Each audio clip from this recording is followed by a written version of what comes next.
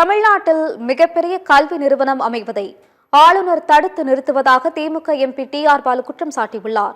கிடப்பில் உள்ள கலைஞர் பல்கலைக்கழக மசோதா, விளையாட்டு பல்கலைக்கழக மசோதா மீது நடவடிக்கை எடுக்க வலியுறுத்தி முதலமைச்சர் ஸ்டாலின் எழுதிய கடிதத்தை குடியரசுத் தலைவர் மாளிகையில் திமுக கூட்டணி எம்பிக்கள் நேரில் வழங்கினர்.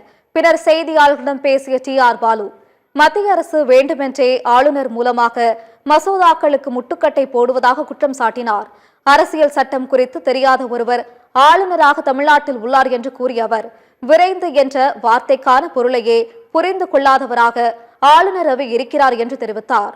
அரசாங்கத்தை வழிநடத்தக்கூடிய தகுதி ஆளுநர் ஆர்.என். ரவிக்கு இல்லை என்றும், பதவிக்காலம் முடிந்த பிறகும் ஆளுநர் பதவியில் ஆர்.என். ரவி நீடிப்பது அந்த பதவிக்கே அவமானம் எனவும் டி.ஆர். பாலு தெரிவித்தார்.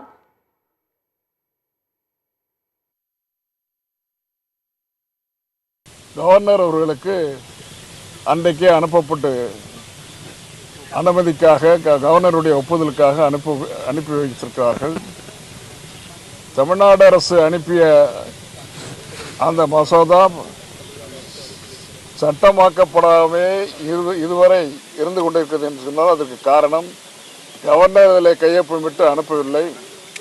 மேலும் கவர்னர் கையொப்பமிடுவதற்கு பதிலாக குடியரசுத் தலைவருக்கு அனுப்பி வைச்சிருக்கிறார். குடியரசுத் தலைவருக்கு அனுப்பி வைக்க வேண்டிய அவசியம் கிடையாது.